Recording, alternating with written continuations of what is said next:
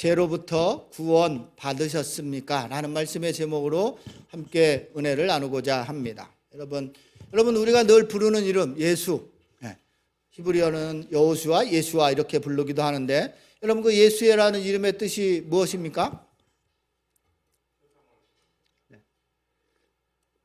제가 늘 여러분한테 어려운 거 묻지 않는데, 오늘 읽은 본문에 보면 예수가 뭐라고 나와 있어요? 올려주시면, 여러분 예수라는 예수와 여호수아라는 이름의 뜻은 주님이 구원하신다입니다. 말고요, 오늘 올려주신 거 PPT에 올려주시면 됩니다. 주님이 구원하신다입니다. 여러분 주님이 구원하시는데 누구를 무엇으로부터 구원하는 것인가가 오늘 우리가 읽은 21절에 기록되어져 있는 거예요. 그러니까 여러분 주님이 구원하시는데 누구를 구원하는 거냐, 또 무엇을 구원하는 거냐, 무엇에서 우리를 구원하는 거냐에 대한 이야기가 함께 나타나고 있는 겁니다. 그러니 여러분, 예수님께서 우리를 주님이 구원하신다, 예수라는 이름은 그거 올리지 말고 우리 영상에 올리는 거 하면 될 텐데요. 다 해놔서. 여러분, 그러니까 주님이 구원하신다는 말이에요. 그가 자기 백성을 그들의 죄에서 구원한다, 이렇게 말하고 있는 겁니다. 그러니까 여러분, 주님이 누구를 구원하는 거예요? 누구를? 자기 백성을 구원하는 거예요. 하나님의 백성을 구원하는 겁니다. 또 무엇에서 구원하는 거예요? 그들의 죄에서 구원하는 거예요. 그러니까 하나님께서 이 땅에 오신 목적이 뭐예요? 여러분, 우리를, 하나님의 백성을 그들의 죄에서 구원하시기 위하여 이 땅 가운데 오신 거예요.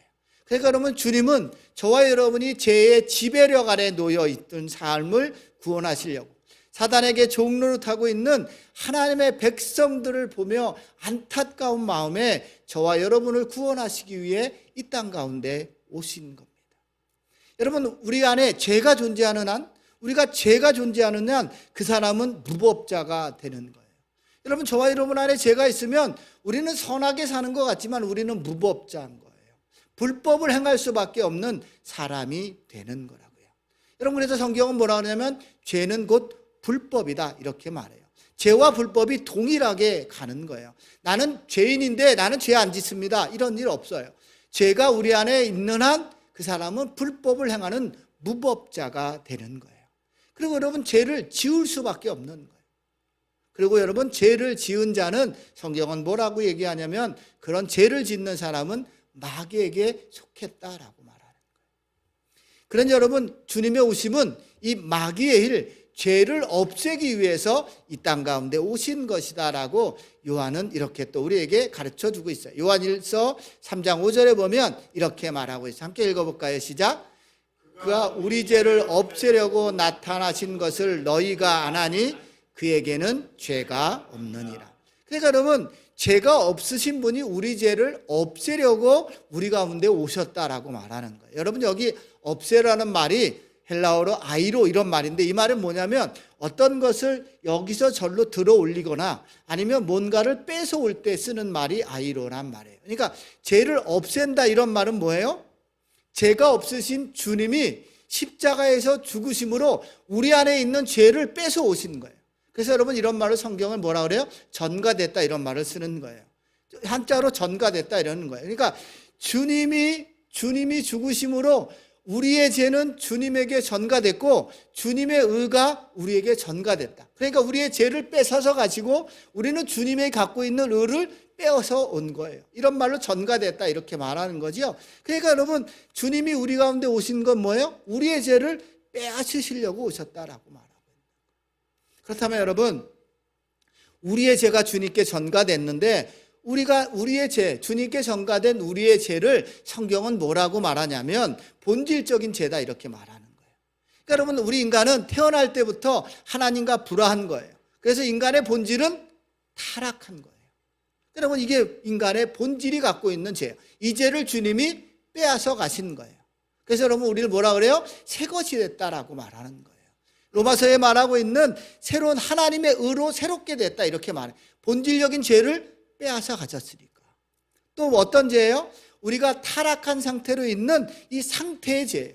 우리는 죄로 인하여 죄를 질 수밖에 없는 그런 상태에 머물러 있는 거예요. 또요, 우리는 늘 이 상태가 이렇기 때문에 율법과 계명을 어길 수밖에 없는 행위의 죄를 짓고 있는 거예요. 여러분, 이걸 좀 어려운 말로 하면 원죄, 자범죄 이렇게 말하는 거예요. 본질죄, 상태로 죄를 질 수밖에 없는 상태, 행위로 죄를 질 수밖에 없는 이런 거예요.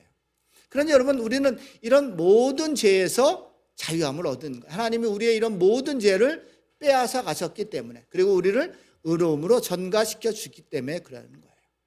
그러니까 여러분, 내가 다시 물어요. 여러분에게 물어보면, 저와 여러분은 죄로부터 구원받은 자입니까? 네. 우리는 죄로부터 구원받은 자예요. 그렇다면 여러분에게 다시 묻습니다. 죄로부터 구원받은 우리는 죄를 짓습니까? 안 짓습니까?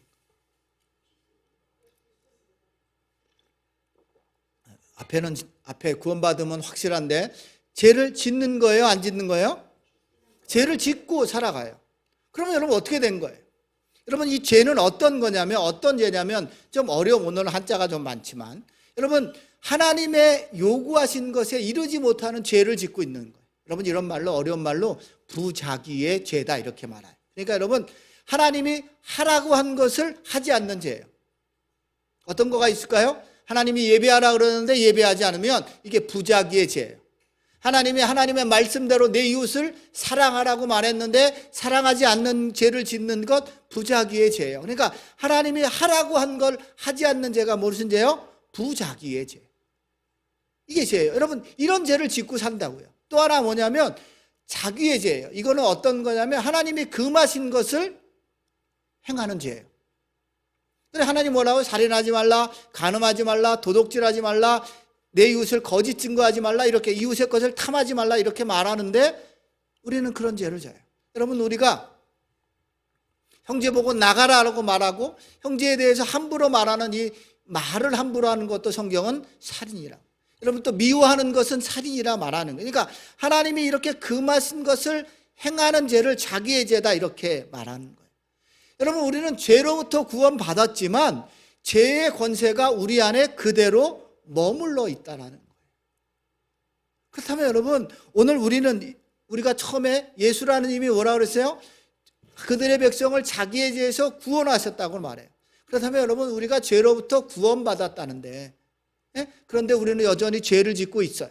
그렇다면 이 죄로부터 구원받았다는 이 말의 의미가 구체적으로 무엇일까? 오늘 우리가 이 마태복음 1장 18절로 21절까지 말씀, 예수에 대한 이름, 죄로부터 구원받았다라고 말하는 이 구체적인 의미를 좀 살펴볼 거예요. 죄는 짓지만 내가 죄로부터 구원받았다는 그 의미가 무엇인가? 저와 여러분 안에 이 두 마음이 있다면 우리는 죄로부터 구원받은 것이고, 우리에게 이런 마음조차 없다면 우리는 죄로부터 구원받지 않은 것이다 라고 말할 수 있는 거예요. 자, 첫 번째가 뭐냐면, 죄로부터 구원받았다는 첫 번째 의미는 죄를 사랑하는 마음으로부터의 구원입니다. 여러분, 저와 여러분의 상태를 한마디로 말해본다면, 여러분이 이런 말하면 사람들이 좀 부담스러워할 때가 있는데, 여러분, 우리의 상태를 한마디로 정의하면 여러분이 인정하든 안 하든 우리는 죄 덩어리다 이렇게 말해요. 동의가 되십니까? 우리는 죄 덩어리예요. 여러분, 우리가 육체가 눈을 떠서 잠이 드는 순간까지, 우리가 어쩌면 잠잘 때까지도 죄를 짓지 모르겠어요. 보는 것이 다 죄요, 듣는 것이 다 죄입니다. 우리가 생각하는 게 죄요, 우리가 행하는 것이 다 죄예요. 여러분, 어쩌면 우리가 숨 쉬는 것 자체가 죄예요. 사는 것 자체가 죄예요. 그래서 우리를 죄 덩어리라 이렇게 말하는 거예요. 그러니까 여러분, 시편 기자는 우리의 상태를 이렇게 시편 51편 5절에 보면 이렇게 말하는 거예요. 내가 죄악 중에서 출생하였으며 어머니가 죄 중에서 나를 잉태하였나이다. 그러니까 여러분, 저와 여러분은 그냥 죄 덩어리인 거예요. 잉태될 때부터, 이 세상에 나올 때부터 또 살아가면서 모든 것이 죄예요. 그래서 여러분, 우리의 본성은 죄를 사랑하는 마음이 우리의 본성 가운데 가득한 거예요. 죄를 사랑할 수밖에 없어요. 우리가 죄에서 벗어나가자 몸부림치지만 여전히 우리의 본성은 뭐예요? 죄를 사랑하는 거예요. 빛보다 어두움을 사랑하는 거예요. 하나님을 기쁘시게 하는 일에 관심이 있기보다 저와 여러분의 유익과 만족을 위하는 일에 관심이 훨씬 많다는 거예요. 빛이 된 주님이 세상 가운데 오셨지만 모든 사람들은 하나님을 신실하게 믿는 저와 여러분도 그 빛 앞에 나오는 것을 거부하는 거예요. 그런 일에 관심이 없어요. 왜냐하면 그 빛 앞에 나오는 순간 저와 여러분 안에 숨어있던 모든 죄악들이 다 드러날까 두렵기 때문에 그래요. 그래서 여러분, 세상 사람들이 하나님 앞에 나오지 않는 그 자체가 벌써 하나님이 심판한 것이다, 그렇게 말하는 거예요. 요한복음 3장 19절에 보면 이렇게 말하는 거예요. 요한복음 3장 19절에 보면 이렇게 기록하고 있습니다.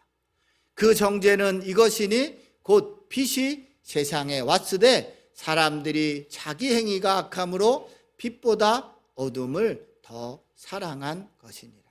여러분, 이 정죄가 바로 심판이에요. 요한복음 3장 19절, 그 정죄는, 심판은 이것이니 곧 빛이 세상에 왔는데 사람들이 자기 행위가 악함으로 빛보다 어둠을 사랑했다. 우리가 하나님을 믿는다고 말하지만 여전히 하나님의 말씀보다, 하나님의 뜻대로 행하는 것보다, 하나님의 기쁨인 것보다 저와 여러분의 만족과 유익을 위하는 삶을 살아있는 우리, 그것이 바로 심판을 이미 받은 것이다라고 말하는 거예요. 여러분에게 묻습니다. 여러분이 사랑하는 건 빛입니까? 어둠입니까? 여러분의 관심은 어디에 있습니까? 하나님의 기쁨입니까? 아니면 나의 유익과 만족에 있으십니까? 여러분, 우리가 죄에서 구원받았다는 것, 죄로부터 구원받았다는 것은 우리의 관심과 사랑하는 것이 달라지는 거예요. 여러분, 우리가 죄로부터 구원받았다고 해서 죄 짓지 않는 것이 아니라 우리의 관심과 사랑의 방향, 가치가 달라지기 시작하는 거예요. 하나님이 금하신 것을, 하나님이 행하라고 하신 것에 관심을 가지기 시작하는 거예요. 여러분, 우리가 예수를 믿는다고 말하는데 하나님이 금하신 거에 관심도 없어요. 하나님이 행하라고 하는 거에 관심도 없다면 우리는 죄로부터 구원받지 못한 사람인 거예요. 그런데 여러분, 죄로부터 구원받았다고 말하는 건 죄를 짓는 자가 아니에요. 죄를 안 짓는 사람이 아니라고요. 죄를 짓지 않는 사람이 아니라 하나님이 금하신 것을 여전히 행하고 있는 나를 보는 거예요. 하나님이 행하라고 하신 것을 행하지 않는 나 자신을 미워하는 거예요. 여러분, 저와 여러분 안에 이런 마음이 있다면 우리는 죄로부터 구원받은 자들이에요. 여러분 안에 이런 마음이 있으십니까? 내가 하나님이 금하신 것을 행하고자 하는, 그것을 행하고자 하는 나를 볼 때마다 막 가슴을 치며 통곡하는 거예요. 또 거꾸로 하나님이 행하라고 하신 것을 행하지 않는 나를 보며 막 통곡하는 마음을 가지는 거예요. 여러분, 하나님은 다윗을 내 마음에 합한 자다, 이렇게 말씀하셨는데, 여러분, 다윗이 죄를 짓지 않아서, 다윗이 거룩한 삶을 살아서 그렇게 말한 것이 아니라 다윗은 죄를 짓는 즉시, 죄를 깨달은 즉시 그 마음 가운데 막 돌이키고자 하는 거예요. 하나님이 금하신 것을 행함으로 내 마음이 막 애통하고 아파하는 마음을 가는 거예요. 하나님이 금하신 것을 행하는 자신을 보며 눈물로 기도했기 때문에 하나님은 다윗을 내 마음에 합한 자다, 그렇게 말씀하시는 거예요. 그런 여러분, 죄로부터 구원받았다는 것은 죄를 사랑하는 마음으로부터 구원받은 거예요. 저와 여러분이 여전히 죄를 사랑하고 있다면 죄로부터 구원받지 못한 거예요. 그러나 죄로부터 구원받았다는 것은 내가 죄를 사랑하는 마음에서 벗어나고자 몸부림치는 거예요. 여러분, 죄를 미워하는 마음으로 우리의 마음이 변화된 거지요. 그러나 여러분, 토마스 풀러라고 하는 사람은 이렇게 우리에게 가르쳐주고 있는 겁니다.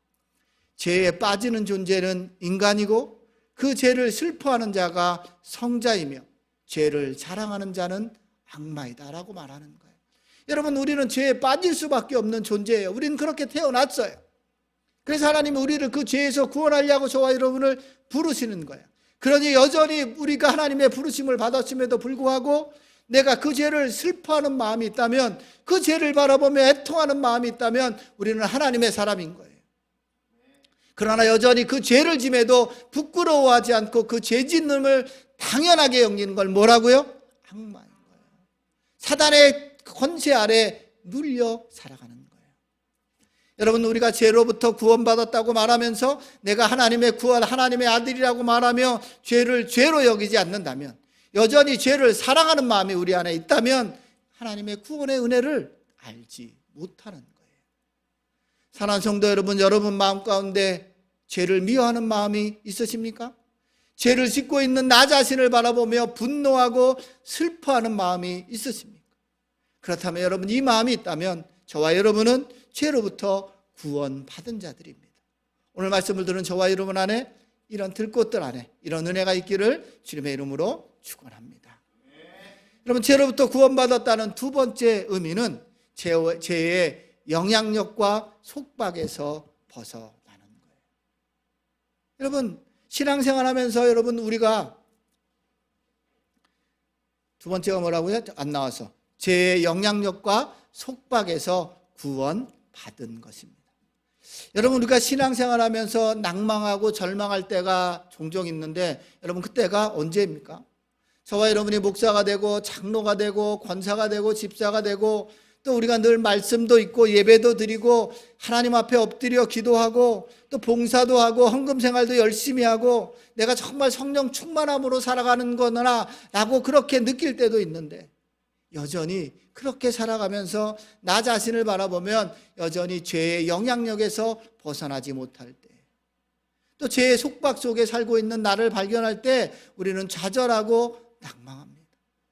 그래서 한 발 더 나가서 내가 구원받은 하나님의 사람인가? 이 구원까지도 의심하는 마음이 들 때가 있습니다. 그러다 보면 여러분, 어떤 신앙인이 되냐면 이러지도 저러지도 못하는, 세상에도 속하지 못하고 교회에도 속하지 못하는 여러분, 회색적인 그리스도인이 됩니다.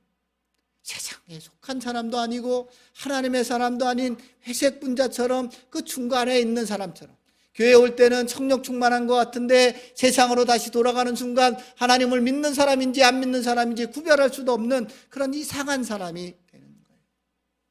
여전히 내 마음과 육신은 죄의 영향력과 속박에서 자유함을 누리지도 못하는 그런 삶을 살아가고 있었어요. 여러분, 그게 바로 저래요. 제가 하나님을 만나면서도 늘 그런 삶을 살아가면서 늘 갈등하며 고민하며 살았습니다. 그러다 어느 날 깨달은 것이 있어요. 그게 뭐냐면, 내가 이런 갈등과 고민을 한다는 것은 내가 죄에서 구원받았다는 증거예요. 내가 이런 갈등과 고민을 하고 있다는 건 내가 죄로부터 구원받은 증거구나라는 생각이 들었어요.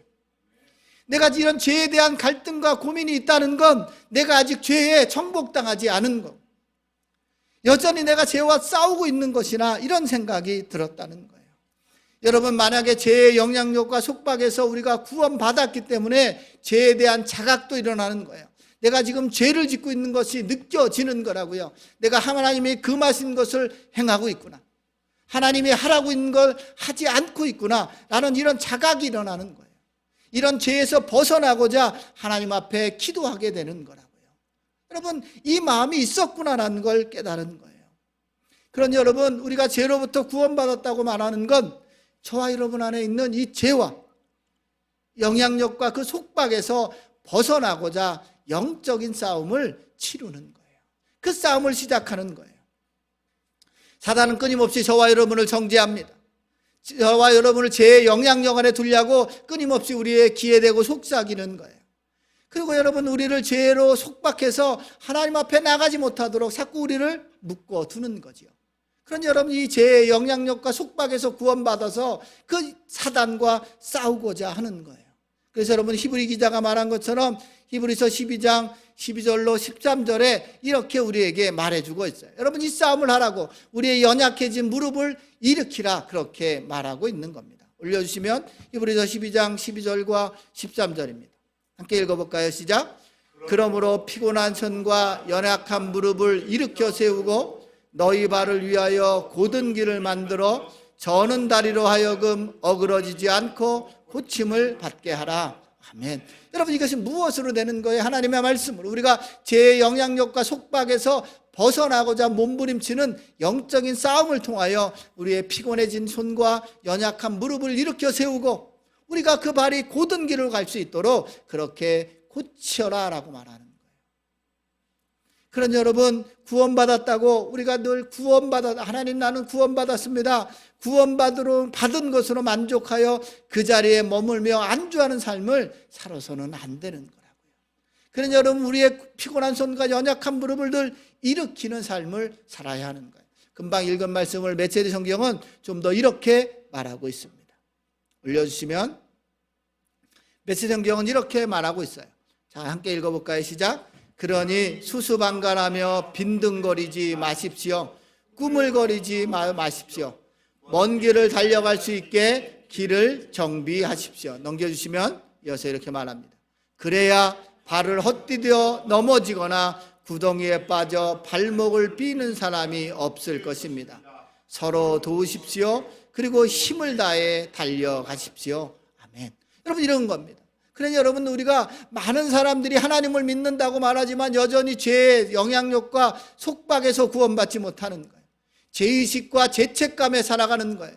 그러니 여러분, 어떻게 하라고요? 서로 도우라고요. 그러나 내가 먼저 꾸물거리거나 빈둥거리지 말라고요. 구원받았다고 빈둥거리거나 꾸물거리지 말고 먼 길을 달려갈 것이니 하나님이 부르시는 그날까지 우리의 달려갈 길을 정비하라고 말하는 거예요. 그래야 달려가다가 발을 헛디뎌 구덩이에 빠지거나 잘못 뛰다가 다리가 삐어서 앞으로 달려가지 못하니 그렇게 준비하라고 말하고 있는 겁니다. 여러분, 그러니 여러분, 죄의 영향력과 속박에서 구원받은 자들은 여러분, 육신이 원하는 죄의 길을 따라가는 자가 아니라 하나님의 영을 인도함을 받는 자들이에요. 여러분은 어떤 길을 따르고 있으십니까? 여전히 내가 하나님을 믿고 죄로부터 구원받았다고 말하는데 내 마음이 원하는 대로 살아가고 있으십니까? 육신이 원하는 길에 죄의 길을 따라가고 있습니까? 아니면 하나님의 영으로 인도하심을 받고 그 길을 따라가고 있습니까? 여러분, 하나님의 영을 인도를 받는 삶은 바울이 늘 얘기하는 것처럼 매일 죽는 삶이에요. 저와 여러분이 죽어지는 겁니다. 말씀으로 죽고 기도로 죽어지는 그런 거룩한 삶을 살아가야 하는 거예요. 바울이 말한 것처럼 매일 나를 쳐서 죽게 복종하는 삶을 살아가야 하는 거예요. 그래서 로마서 8장 13절과 14절은 이렇게 우리에게 가르쳐주고 있습니다. 함께 읽어볼까요? 시작. 너희가 육신대로 살면 반드시 죽을 것이로되 영으로서 몸의 행실을 죽이면 살리니 무릇 하나님의 영으로 인도함을 받는 사람은 곧 하나님의 아들이라. 아멘. 여러분, 제 영향력과 속박에서 구원받는 것은 육신대로 살지 않는 거예요. 하나님의 영의 인도함으로 살아가는 자들입니다.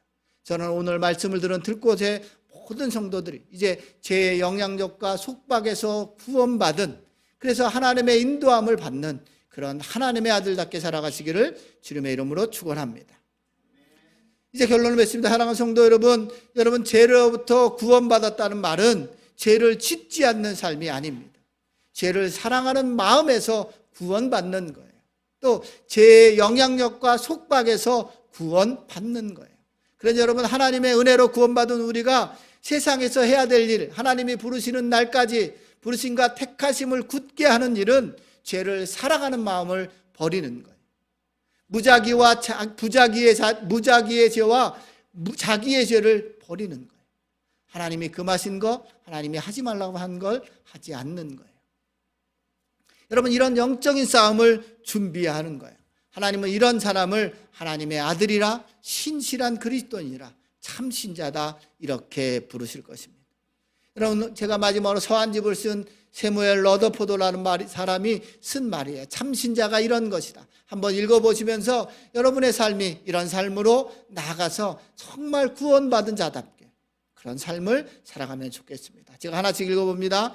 참 신자는 그리스도와 그리스도의 진리를 가장 귀하게 생각하기 때문에 그분을 얻기 위해 모든 것을 버리고 그로 인한 고난을 기꺼이 감내한다. 참 신자는 율법이나 지옥의 두려움 때문이 아니라 그리스도를 사랑하는 마음 때문에 죄를 멀리한다. 참 신자는 겸손하기 때문에 자신의 뜻, 기지, 장점, 처지, 명예, 세상, 헛된 영광 따위에 연연하지 않는다. 참 신자는 공허한 신앙 고백을 늘어놓지 않으며 선행을 실천한다. 참 신자는 범사에 하나님의 영광을 구한다. 그는 먹거나 자거나 무엇을 사거나 팔거나 앉거나 일어서거나 말하거나 기도하거나 무엇을 읽거나 말씀을 듣거나 무엇을 하든지 하나님의 영광을 목적으로 삼는다. 참 신자는 매일 기도에 힘쓰며 자신의 모든 길과 행동을 기도와 간구와 감사로 하나님께 의탁한다. 그는 조롱을 당해도 크게 개의치 않는다. 왜냐하면 예수께서 자기보다 먼저 조롱을 받으셨다는 사실을 알고 있기 때문이다. 여러분, 이런 말씀을 들으면 우리는 늘 이런 생각을 합니다. 되냐 안 되냐에 이런 얘기를 합니다. 하나님, 목사님, 이런 이야기는 안 됩니다. 그냥 성경에 기록되고 좋은 글입니다. 여러분, 되냐 안 되냐의 문제가 아니라 우리 안에 이 마음이 있는가 없는가의 문제입니다. 내가 죄를 사랑하는 마음에서 벗어나고자 하는 마음이 있는가 없는가, 내가 죄의 영향력에 속박해서 벗어나고자 하는 마음이 있는가 없는가의 문제지 했냐 안 했냐의 문제가 아닌 거예요. 우리는 이제 했냐 안 했냐의 문제가 아니라 저와 여러분 안에 이런 마음이 있는가 없는가를 점검하면 좋겠어요. 없으면 여러분 하나님 앞에 무릎 꿇고 후회해야 하는 거예요. 그것이 바로 오늘 예수 그리스도, 오직 예수라는 그 이름, 죄로부터 우리를 구원하신 그 하나님의 그 구원의 은혜, 구원의 감격을 기억하며 사는 자의 삶입니다. 오늘 말씀을 들은 저와 여러분 안에 이런 마음을 가지면 성령께서 우리를 도와주실 것이에요. 그리고 우리의 삶을 이런 대로 인도해 주실 것입니다. 말씀을 들은 저와 여러분 안에 이런 은혜가 넘쳐나기를 주님의 이름으로